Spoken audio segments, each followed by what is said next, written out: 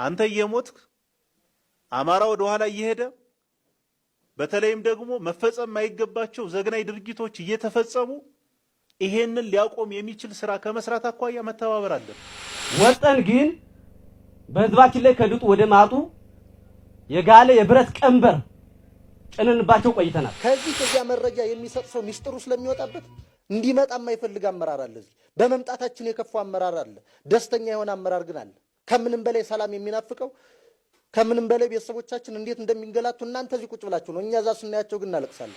መጨረሻ ላይ ግን ወጦ የመጀመሪያው ግንባር ቀደም ተንበርካኪ የሆነ መምህር ነው። ከጎናችኋለን እያሉ ያስወጡን ግን እነሱ ናቸው። ካፈርሁ አይመልሰኝ በሚልኛ ጫካ ቆይተናል። ይህ እንግዲህ እንሰራ ነው እንዴ ነው የወጣው? ትክክለኛ ተጸጽተን መጠናን ትክክለኛ ቁመና ውስጥ ገብተናን የሚል አቋም ከወሰዳችሁ ይሄንን የሚያደርገው አመራር ማን ነው? ይሄንን የሚፈጽመው የጸጥታ መዋቅር ማን ነው?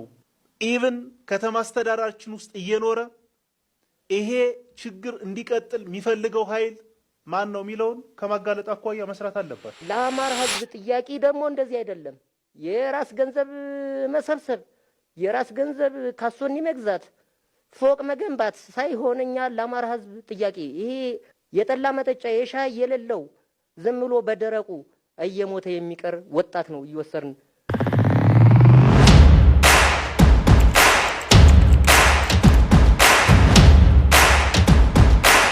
ሰላም ጤና ይስጥልን ውድ ቤተሰቦቻችን እንዴት አላችሁ? ዘኢትዮጵያን እየተከታተላችሁ ነው። ወቅታዊ ፕሮግራማችን ላይ እንገኛለን። ጥላሁን አክሊሉና ማረገፋ ከእናንተ ጋር ቆይታ እናደርጋለን። በዛሬው ፕሮግራማችን አማራ ክልል ውስጥ እጅ የሰጡ ፋኖች የተናገሯቸው ያወጧቸው መረጃዎች አሉ እና አመራሮች የሰጧቸው ምላሾች አሉ። ስለ ፋኖና ስለ አማራ ክልል መንግስት ምን ይነግሩናል እነዚህ ነገሮች የሚሉትን ጉዳዮች ነው የምናነሳው።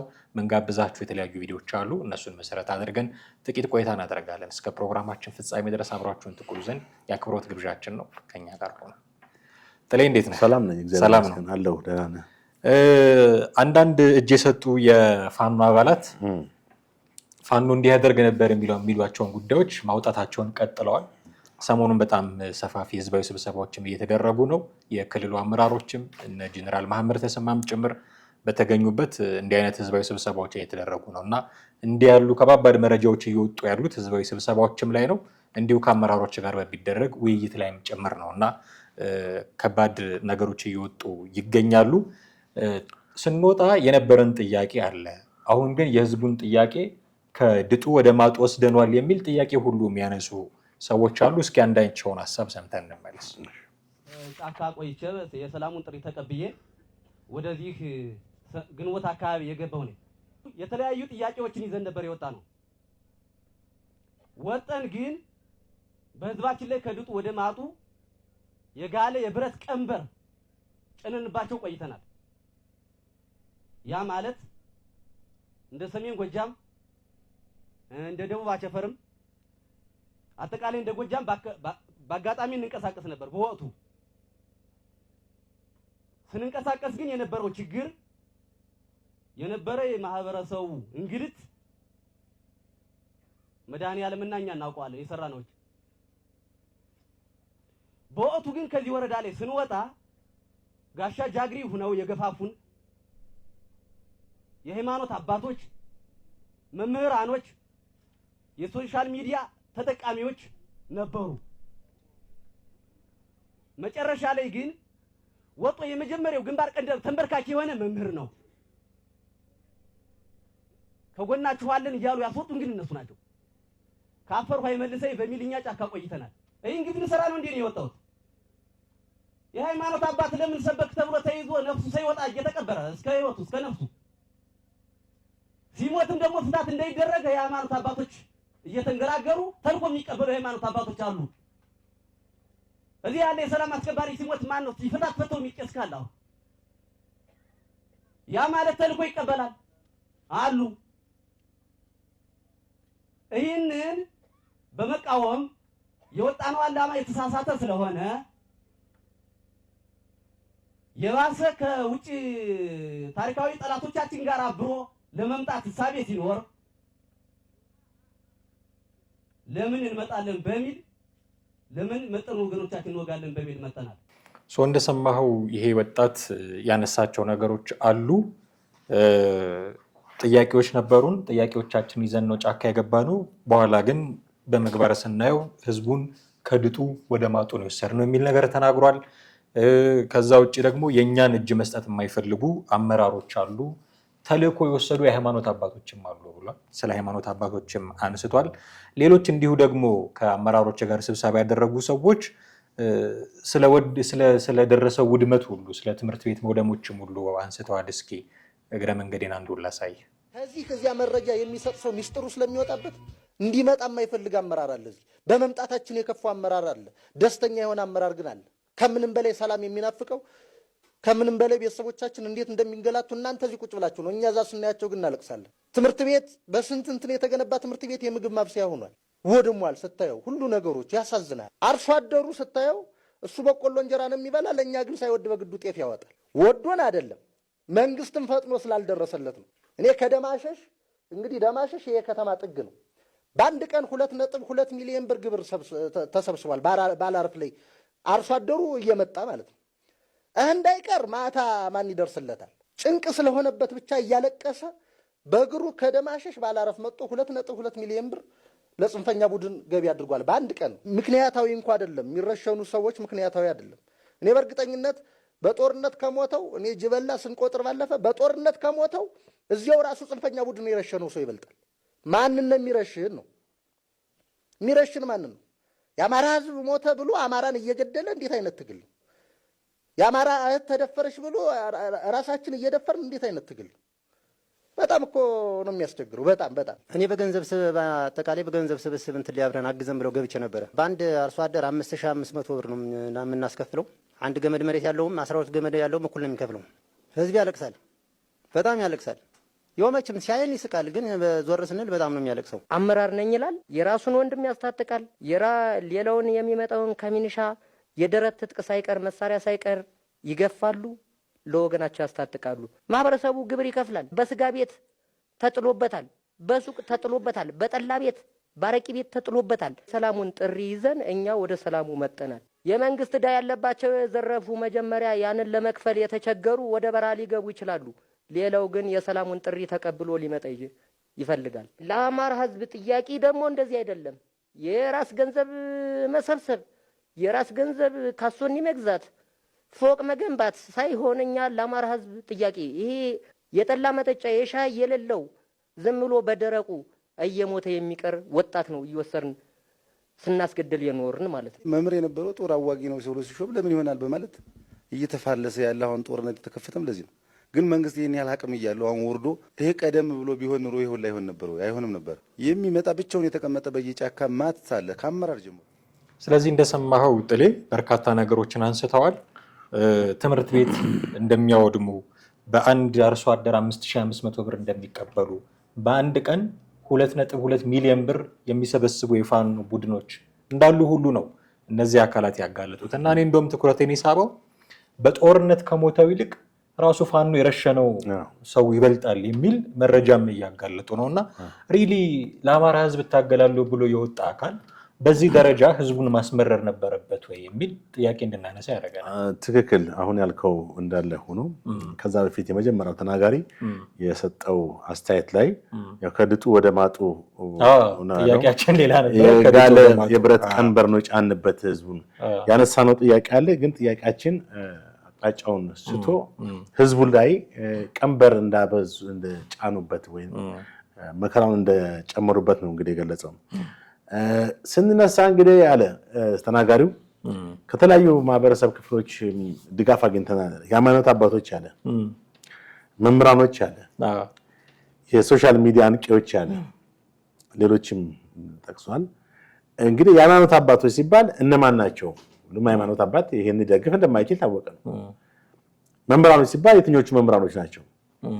የሶሻል ሚዲያ አንቂዎች እነሱን እንኳን መያዝ አይቻልም። ወይም ታዋቂ ከሆኑ ግን መያዝ ይቻላል። ብዙዎቹ ከሀገር ውጭ ያሉ ናቸው። እንተዋቸው። እነሱ መምህራኖች ይሄንን የደገፉ ህዝቡን ማለት ፋኖን የሚደግፉ እንግዲህ የመጀመሪያው የተነሳንበት ጥያቄ አቅጣጫውን ስቶ ህዝቡ ላይ ቀንበርን አበዛንበት፣ መከራውን ጨመርንበት ነው ያለው። ነገር ግን በትግል ውስጥ ሆነው እንደገና ደግሞ ካፈርኩ አይመልሰኝ ያለው ምንድነው? አንዴ ወደ ትግል ገብተናል፣ ከዚህ በኋላ መመለስ እንደገና ሌላ ሽንፈት ሊሆንብን በሚል ነው እንግዲህ የቆዩት እንጂ እንደ ተናጋሪው አባባል ድርጅቱ ወይም ታጣቂው ኃይል ይፈጽም የነበረው ግፍ በጣም ብዙ እንደሆነ ነው የተናገረው።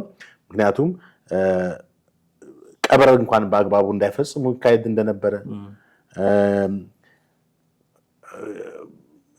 የሃይማኖት አባቶችን ይገድሉ እንደነበረ፣ ሌሎችንም ማህበረሰብ ክፍሎችን ሁሉ ጥቃት ይፈጽሙ እንደሆነ እንግዲህ ለአማራ ህዝብ የተነሳ ይታገዳሉ የሚለው ኃይል ጭራሽ የአማራን ህዝብ የሚገድል የሚጎዳ የሚደፍር መሆኑን ነው ትመለከታለህ። አንተ እንደጠቀስከው ለአንድ ግለሰብ 5000 ድረስ ይጠይቁ እንደነበረ እንደ ሁለተኛ ተናጋሪ ደግሞ የተናገረው ነገር የሚገርም ነው። በጦርነቱ ከሞተው ይልቅ በጽንፈኛ ቡድን በፋኖ ማለት ነው የተገደለው ይበልጣል። አየህ፣ በተለያየ ዲሲፕሊን እርምጃ ይወሰዳል ማለት ነው። ከባድ ጭካኔ ነው ይሄ። የራሱን አባላቶች እየገደለ ነው የሚሄደው ማለት ነው። በተለያየ ማህበረሰብ ክፍሎች ካረቄ ከምናምን የሚሸጡ ሰዎች ሁሉ ግብር ይቀበላሉ፣ ራሳቸው እንደ መንግስት አድርገው ማለት ነው። ይሄን ያክል ቦታ ተቆጣጠርን የሚሉትም ከዛ አንጻር ይመስለኛል። እና 2.2 ሚሊዮን ብር በአንድ ቦታ ላይ የተቀሰው ቦታ አለ እስከ መቀበል ደርሰዋል። እዚህ ጋር ግን ትኩረት የሳበው የበለጠ ደግሞ የመንግስት አመራሮች፣ የክልሉ አመራሮች፣ እሺ ሌላው መምህራንም ቢሆን ተቃዋሚ ነውን በለው መምህራን ብለህ በተቃውሞ ውስጥ የገቡት መምህራኖች፣ የሃይማኖት አባትም በተቃውሞ ውስጥ የገባ የሃይማኖት አባት ነው በለው። እዛው ውስጥ አሁን የውስጥ አርበኛ ነው እኮ ከውጭ አርበኛ ከባድ የሚሆነው። ሁልጊዜ የውስጥ አርበኛ አታውቀውም፣ ምክንያቱም ደጋፊ ነው፣ የስርዓቱ የመዋቅሩ አካል ነው ተብሎ ነው የሚታሰበው እንጂ በውስጥ የቦረቦረና ድጋፍ እየሰጠ ሽፋን እየሰጠ መሆኑን ማንም አያውቅም። እና እነዚህ እንትኖች ባለፈው የተነጋገርነው ነገር አለ አይደል? ማስረሻ ሰጤ የተናገረው እስከ $2000 የሚከፈላቸው የአማራ ክልል የጸጥታ ቢሮ ኃላፊ ማን ነው? የአስተዳደር ቢሮ ኃላፊ ነው። ምን ክልሉ ከፍተኛ ቢሮ ኃላፊ ከሻቢያ ነው የሚከፈላቸው። $2000 ሲመነዘረው በከረንሲ በኢትዮጵያ ውስጥ ባሁን ባለ በ140 ብር እንኳን ብታባዛው ወደ 250 ሺህ 40 ሺህ ማን ነው 300 በጣም ከፍተኛ ገንዘብ 300 ምናምን ሺህ ብር ይሆናል። 340 ምናምን ሺህ ይሆናል። እና ይሄ የሚያሳየው ምንድነው? በክልሉ ውስጥ አንድ ሁለት ሳይሆን በርካታ አመራሮች በአመራር ውስጥ ያሉ የአማራ ክልል ውስጥ ይሄንን ፋኖን ይደግፉ እንደነበር እንዴ! እነዚህ ሰዎች ለምን አመራሩን ጥለው ለምን ጫካ አልገቡም ታዲያ? ከባድ እኮ ነው። ደብል አይነት አካሄድ በሁለት አቅጣጫ መሄድ ከባድ ነው። አንደኛ እዚህ ጋር ያለውን ኃይል ሙሉ ሙሉ ምን ያደረጉት ነው? እየበዘበዙት ነው። መረጃ አላቸው፣ መረጃ ያቀብላሉ ማለት ነው እዚሁ ነው። እንደገና ደግሞ ድርድር እንዳይካሄድም ይፈልጋሉ። ልክ ሻቢያ እንደማይፈልገው ሁሉ ሻቢያ ምንድነው ያለው? ድርድር ካደረጋችሁ እርዳታ እናቆማለሁ። አሁን እነዚህ አመራሮች ለዚህ ለፋኖ ድጋፍ ይሰጡ ነበረ። ከዛ በኋላ ወደዚህ መምጣታቸውን አልተመቻቸውም፣ ምክንያቱም ሚስጥር ይወጣባቸዋል። ግን አሁንም ክልሉ ይሄን አሁን የነዚህን ልጆች ነጥብ ዝም ብሎ እንደተራ ንግግር መውሰድ የለበትም። በቃ ትልቁ ጫወታ ያለው እነዚህ ልጆች የተናገሩት ንግግር ላይ ነው። እነማን ናቸው እነዚህ አመራሮች? ራሱ መፈተሽ አለበት። በየትኛው ወረዳና ዞን ውስጥ ያሉ ሰዎች ናቸው? ይሄን እርስ በርስ መፈታተሽ አለባቸው። አንዴ ጠላትና ጠላት አብሮ ከጠላት ጋር አብሮ መሄድ እኮ ነው። ምክንያቱም እዚህ ጋር በመንግስት መዋቅር ውስጥ ሆኗል አንድ ባመነበት የፖለቲካ አመለካከት፣ እዛ ጋር ደግሞ በተቃራኒው እሱን የሚጎዳ ለሚያጠፋ መንገድ ተሰልፏል። በአንድ ተቋም በአንድ መስሪያ ቤት ውስጥ ነው የሚሰሩት። ስለዚህ ይሄን ሰው ማጋለጥ የለበትም አለበት አይደል? ይሄንንም የክልሉ የጸጥታ ቢሮ ከደህንነቶች ጋር በመገናኘት በጣም ትልቅ ኢንቨስቲጌሽን ሊያስፈልገው ይችላል። ምክንያቱም በዚህ አመራር ውስጥ ያሉ የወረዳ ሊቀመንበሮች ሊሆኑ ይችላሉ፣ የዞን አመራሮች ሊሆኑ ይችላሉ፣ ሌሎችም ሊሆኑ ይችላሉ፣ በፖሊስ ውስጥም ያሉ ሰዎች ሊሆኑ ይችላሉ። ግን እነማን እንደሆኑ ማወቅ አለበት። ከባድ ጉዳት ነው።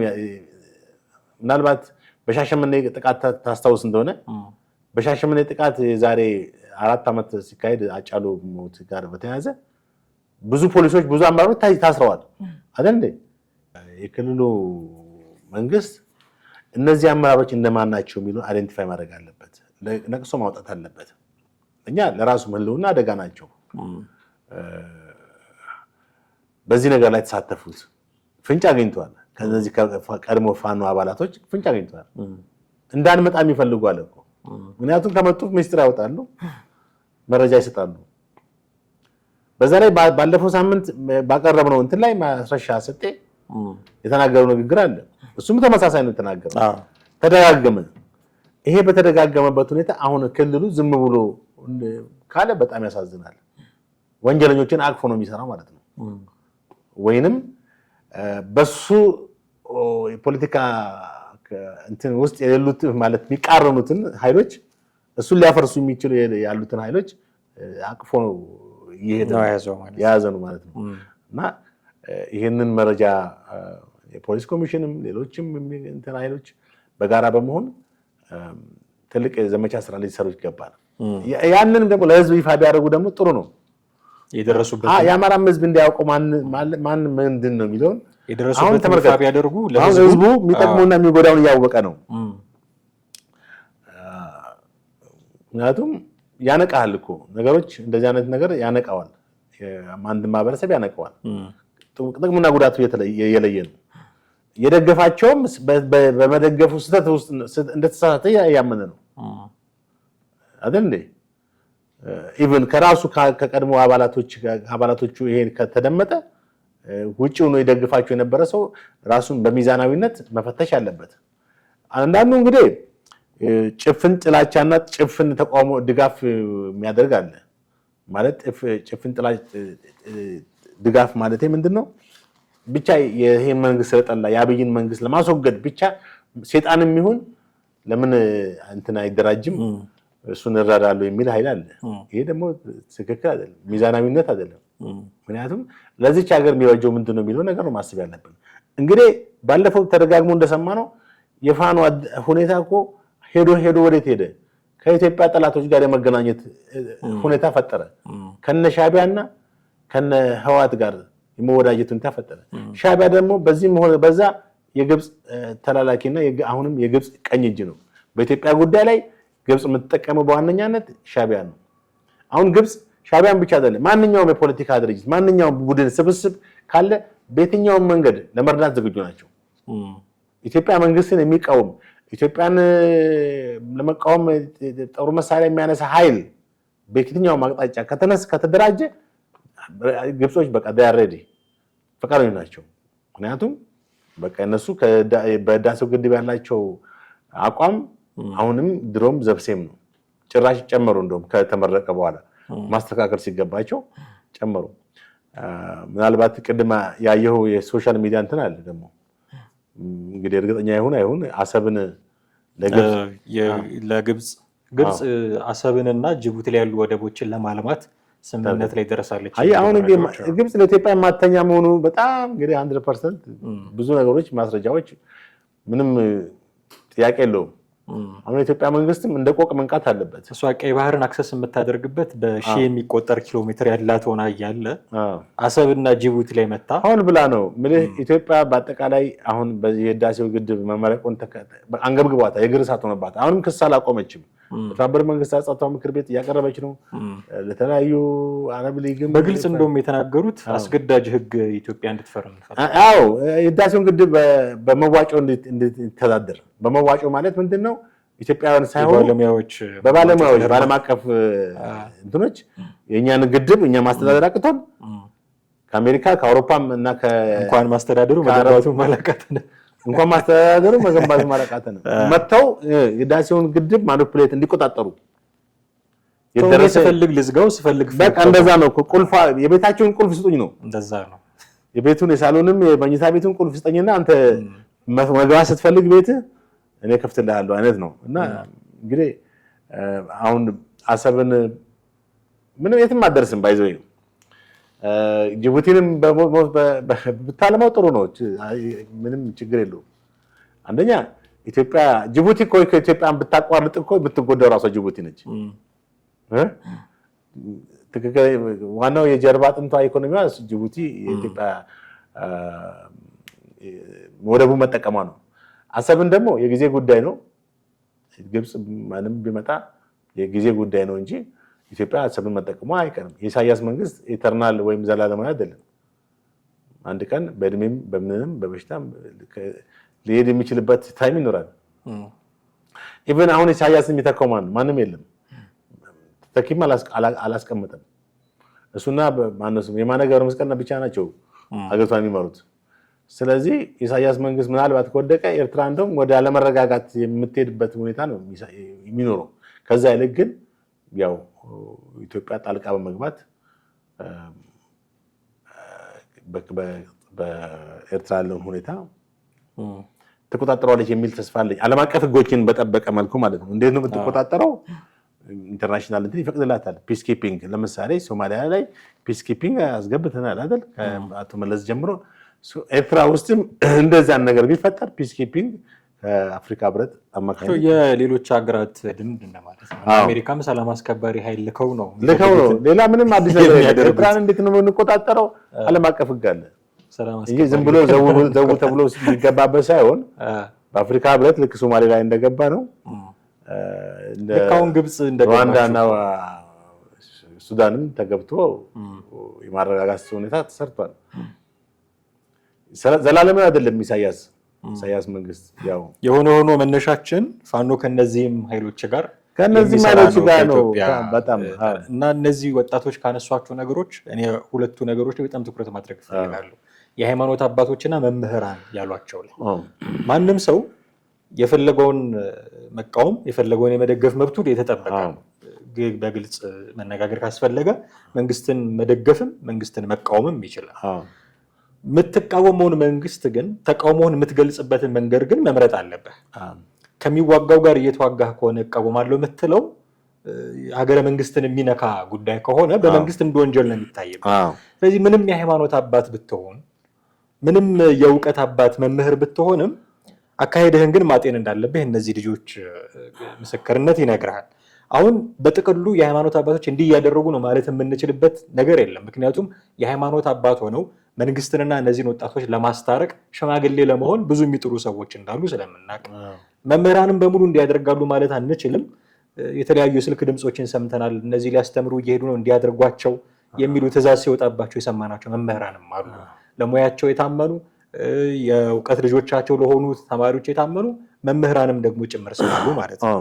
ስለዚህ ሁሉንም መጠቅለል አንችልም። ግን ደግሞ የራሳቸውን ፍላጎት ማንጸባረቅ የሚፈልጉት የሃይማኖት አባቶችም እንደውም እኮ አንዱ ሲናገር ሰምተው ከሆነ ንስሐ ያስፈልጋችሁም ብትሞቱም በዚህ ጦርነት ብትሞቱም ንስሐ ያስፈልጋችሁም ብለው የሚመክሯቸው የሃይማኖት አባቶች እንዳሉ እና እንደውም አንዱ ስለ መምህራን ሲያወራ ራሱ አይዟችሁ ብሎ ልኮን ራሱ ደግሞ ጦስ ሆነ።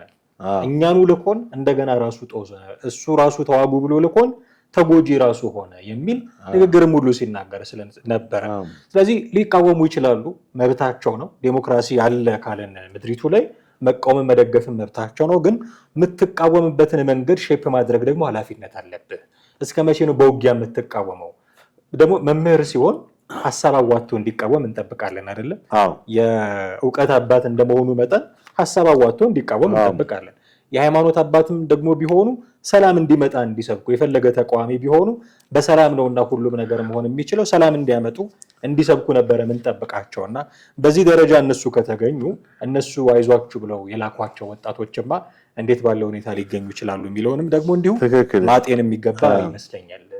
ልክ ነህ። አሁን ቀደም የጠቀስከው ሁለት ነጥቦች መምህር እስክሪብቶን ጥሎ መጣውን መሳሪያ የሚይዝ መምህር መጥቷል አይነት ዘመን ላይ አይደለም። እንደዛ መስቀሉና እንትኑን ጥሎ ደግሞ ጫካ የሚገባ ቄስ መጥቷል ምናምን እንድንል ነው። በእርግጥ ለሀገር አንድነት ጦር መሳሪያ የምታነሳበት መምህርም ሆነ ሃይማኖት አባትም ሆነ ኢንጂነርም ዶክተርም ዋቴቨር የሚሰለፍበት ሁኔታ ሊያስገድደው የሚችለው ሁኔታ አለ። ግን አንዳንዴ የምትሄድበትንም ነገር ማወቅና ማስተዋል ያስፈልጋል። ለምሳሌ ኮምፕሊት የሰላም አማራጭ ባልተዘጋበት ሁኔታ ህዝቦች አማራ ህዝብ ተጎድቷል፣ ልክ ነው፣ እንደዚህ ሆኗል፣ ተጨቁኗል። ግን የአፈናው መጠን ምን ያክል ነው የሚለውን ደግሞ ማየት ያስፈልጋል። በተወሰነ ጊዜ የተወሰነ ህዝቦች አካባቢ ተካሂዷል። ኮንቲኒየስሊ የሚካሄድ እንትን አለ፣ ጄኖሳይድ አለ። ያ አይነት አይደለም። ባለፈው ያቀረብነው ፕሮግራም አለ። በ1984 ዓ.ም 83 ኢህአዴግ ሲገባ የተፈጸሙ ጉዳቶች አሉ በአማራ ህዝብ ላይ። ኢህአዴግም ኮንቲኒየስሊ 27 ዓመት ሙሉ አማራን ሲጨቁን ነው የኖረ ብለህ የምትፈርጀው ነገር አይደለም። ሪላቲቭ ነው አይደል? በተወሰነ ደረጃ አለ፣ በተወሰነ ደረጃ ደግሞ ሰላማዊ እንቅስቃሴዎች አሉ እንጂ 30 እና 20 ሚሊዮን አማራ ጠቅላላ ተጎድቷል ብለህ በአንድ ላይ በቋት ውስጥ የምታስገባው ነገር አይደለም። እና ከዚህ አንጻር መምህራኖች የእውቀትና የምልህ ኢንተሌክቹዋል እንትን ነው መስጠት ያለባቸው እንጂ ሰዎችን በማንቃት ሰዎችን በማስተማር ሰዎች ከተቻለም በሀሳብ እንዲሞግቱ በአመለካከት ላይ ትኩረት አድርገው አመለካከታቸውን እንዲያንጸባርቁ መቃወም ካለባቸውም ያንን ሎጂካል ሆነው ክሪቲካል ቲንኪንግ ዴቨሎፕ አድርገው እንዲንቀሳቀሱ ነው እንጂ ጠመንጃ ይዘህ ሂድ የሚል መምህር በዓለም ተሰምቶም ታይቶም አይታወቅም። ፋኖ ውስጥ ነው ያለው። ፋኖ ውስጥ ነው እንግዲህ መጀመሪያው መምህር ሽምቅ ተዋጊ ማለት ነው። ምክንያቱም መምህር የምናውቀው እኛ ብላክቦርድ ላይ ቾክ ይዞ የሚያስተምር ተማሪዎችን የሚያሳውቅ ብዙ ነገሮችን የቀለም አባት ነው ባጭሩ ይባለው አይደል? አሁንም ድረስ ለመምህራን በተቻለ መጠን ክብር እንዲሰጥም በመንግስትም በተለያየ መንገድ ጥረት የተካሄደ ነው። ከዛ ይልቅ ደግሞ አሁን ደግሞ ያለው መምህር ደግሞ እዚህ የተባለው ሁሉንም ይወክል አይደለም። ኦፍ ኮርስ የተወሰኑ መምህራኖች ናቸው። ሂድ ተዋጋ፣ ሂድ ጠመንጃ አንግበህ። ጥያቄዎች እኮ ይኖራቸዋል አይደል? የደሞዝ ጥያቄ ሊኖራቸው ይችላል። የጥቅማ ጥቅም ጥያቄ ሊኖራቸው ይችላል። የስርዓተ ትምህርት ጥያቄ ሊኖራቸው ይችላል። እሱ ሁሉ ግን በጦርነት አይፈታም። እዚህም እኮ አዲስ አበባ እኮ ያን አይነት ጥያቄ በመላ ሀገሪቱ እኮ ጥያቄ አለ። ስለዚህ ወደ ጦር መሳሪያ ወይ ወደ ውጊያ የሚያስኬድ ነገር እንደውም ያንን ነገር ነው መመለስ የነበረባቸው። በተቃራኒ ነው ያደረጉት መምህራኖቹ። የሃይማኖት አባቶችም እንደዚሁ ናቸው። ከሶሻል ሚዲያ አንቂዎች እንኳን የምጠብቀው ነገር የለም። እነሱ ሁሉም ባይባሉም ይህን ዓላማ ይዞ ሶሻል ሚዲያን ሁሉ የሚሰሩ ሰዎች አሉ። በቃ ግፋ ብለው ወደፊት ያንተን ድሉ ምናምን ዘንድሮ ይለያል ጉዱ ምናምን ብሎ ሞልተዋል። ውጭ ሀገር በተለይ ዩቲዩበሮች እና እነዚህ ቲክቶከሮች አሉ። ስማቸው ሰው የሚያውቃቸው ብዙዎች አሉ። ዛሬም ድረስ ተስፋ ያልቆረጡና የአማራን ትግል እዛ ሆኖ የሚያጨበጭቡ ህዝብ እየተጎዳ ህዝብ እየሞተ ህዝብ ይሄን ሁሉ መከራ ባለፈው ያቀረብነው ሪፖርት ምናልባት ሰዎች ላልሰሙ ሰዎች የበለጠ እንዲደርሳቸው እናድርግና ሀሳባችን በዚህ እንቋጭ ብዬ አስባለሁ። ዳታዎች በአማራ ክልል በሁለት ዓመት 10 ቢሊዮን ብር ወድሟል። 10 ቢሊዮን 7700 ሰው ተገድሏል። በኢትዮጵያ ሰብአዊ መብት ኮሚሽን ሪፖርት፣ በዓለም አቀፍ የሰብአዊ መብት ሪፖርት 9000 ሰው 15000 ሰው ከባድና ቀላል ጉዳት ደርሶበታል በሁለት ዓመት ጦርነት። ብዙ ኢንዱስትሪዎች፣ መሰረተ ልማቶች ሁሉ ወድመዋል። በ2023 ከዛ ሁለት ዓመት በፊት 3000 ሰዎች ብቻ 3000 ሰዎች ከስራ ገበታቸው ተፈናቅለዋል። 2.6 ሚሊዮን ህፃናቶች ትምህርት ቤት ከትምህርት ገበታቸው ተጓጉሏል። 4000 የሚሆኑ ትምህርት ቤቶች የትምህርት አገልግሎት አቋርጠዋል። የጤና አገልግሎት፣ የቱሪዝም፣ የትምህርት፣ የኢንዱስትሪ እና የተለያዩ መሰረተ ልማቶችም በጣም ከፍተኛ ገቢያቸው አሽቆልቁሏል። በተለይ የአማራ ክልል የሚታወቅበት የቱሪዝም ዘርፍ እንደሚታወቀው እንደነ ላሊበላ፣ እንደነ ፋሲል፣ ሌሎችም በጣም በርካታ የሚጎበኙ ቦታዎች ሁሉ ቱሪስቶች እንደ ልብ ወደዛ እንዳይሄዱ በማድረግ ከፍተኛ የቱሪዝም ገቢ ቀንሷል ማለት ነው። ለአጠቃላይ የሀገሪቱ የፌዴራል መንግስት ከሚያገኘው ጂዲፒ ወይም አጠቃላይ የምርት እድገት ጠቅላላ ዓመታዊ ምርት እድገት ውስጥ ወይም ጂዲፒ የሚባለው 22 በመቶ የአማራ ክልል ኮንትሪቢዩት አለው። ወደ 30 በመቶ ኦሮሚያ ይመስለኛል። ሁለተኛ አማራ ክልል 22 በመቶ ነው። እንግዲህ 1/4 ማለት ነው። ወደ 1/4 ሊደርስ 3% ብቻ የሚቀረው ይሄ መንግስት በቂ እንዳያገኝ አድርጓል። አሃዝ ተጠቅሷል እዛ ላይ እና ይሄ ሁሉ ጉዳት ደርሷል። እንግዲህ ቀላል አይደለም። በዚህ ውስጥ የተደፈሩ ሴቶች፣ የተጎዱ ህፃናቶች፣ አረጋውያን ሁሉ ተጠቅሷል። በ7700 ከተገደሉት ውስጥ 2500 አካባቢ ህፃናቶች ናቸው። አሁንም ጦርነቱ ካልቆመ በዚህ አሁን በጠቀስኩት አሃዝ ደግሞ ጨምሮ ነው የሚመጣው። ይሄንን ሁኔታ አይ አልበቃም ካለ አሁንም ሌላው እዚህ ያልጠቀስኩት ምንድነው በአማራ ክልል ከደብረ ብርሃን ወይም ከጎንደር ጀምሮ እስከ አዲስ አበባ ባለው ከዚህ ከደሴ ጀምሮ ከወሎ ሰሜን ሸዋ ማለት ከሰሜን ወሎ እስከ አዲስ አበባ ባለው የትራንስፖርት እንደ ልብ የማይኖር መሆኑ በተለያየ ጊዜ ትራንስፖርት መስተጓጎሎች እንደሚከሰቱ ህዝብ እንደሚጉላላ አንድ ቦታ ወደ አንድ ቦታ ለመንቀሳቀስ እንደሚቸገር በከተሞች ውስጥ ለምሳሌ እንደ ባህር ዳር፣ ፍኖተ ሰላም፣ ደጀን ምናምን የመሳሰሉት እዛ ያሉ ከተሞች ላይ ታጣቂዎች ገቡ በሚባልበት ሰዓት ሁሉ ብዙ ነገሮች ህዝብ መሰረታዊ እንቅስቃሴውን እንደ ልብ ወደ ገበያ መሄድ እንደማይችል ሌሎች ነገሮችም እንደገና በገበያ ውስጥ በሚሆኑበት ሰዓት ገበያ እንዳትሄዱ ገበያ ለምን ትሄዳላችሁ ብሎ የታጣቂው ኃይል ፋኖ እንደሚያስፈራራቸውና ገበያ ለመሄድ ራሱ ፋኖ አለ ወይስ የለም ብለው ቼክ አድርገው እንደሚሄዱ መረጃዎች። እንደገና ደግሞ የሃይማኖት ቦታዎች፣ የእምነት ቦታዎች እንደ ቤተክርስቲያን፣ መስጊድ ያሉት ቦታዎች በመቆጣጠር ህዝቡን ሁሉ ሲያሳምጹና አመጽ ውስጥ ሲያከቱት እንደነበረ ነው። በአጠቃላይ ላለፉት 2 ዓመታት በአማራ ክልል ያው ቅድም ተናጋሪው ቀድሞ የፋኖ አባል ከድጡ ወደ ማጡ በጋለ ብረት ውስጥ እንዳለው ትክክል ነው ማለት ነው። እነዚህ ሰዎች ላነሱት ጥያቄ መልስ የሰጡ የአማራ ክልል አመራሮች አሉ። እኛ ከተሰናበትን በኋላ ተመልካቾቻችን ይህን ምላሽ ይሰማሉ።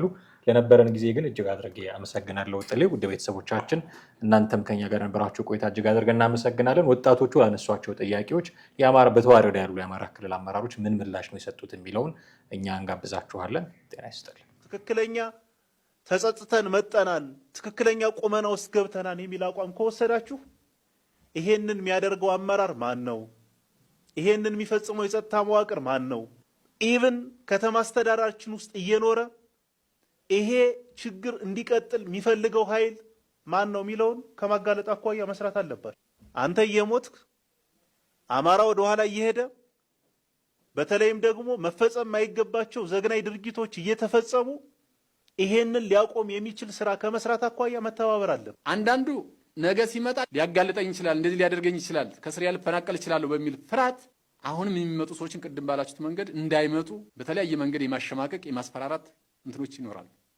ይህንን እስከ መጨረሻ ድረስ ሁላችንም ትግል አድርገን መታረም ያለበትን ሰው እያረም መምጣት የሚገባው ሰው ግን የሰላም ጥሪውን ተቀብሎ እንዲመጣ የማድረግ ስራውን አጠናክረን እንቀጥላለን። ሌላ ብዙ ስራ እየሰራ ያለ ሰው ካለ በተጨባጭ መረጃ ላይ ተመስርተን መወሰድ ያለበትን እርምጃ እንወስዳለን። በፍጹም እዚያ 2 ቦታ ላይ ረግጦ መኖር የሚችል ሰው ማንም ሊፈቅድለት አይችልም።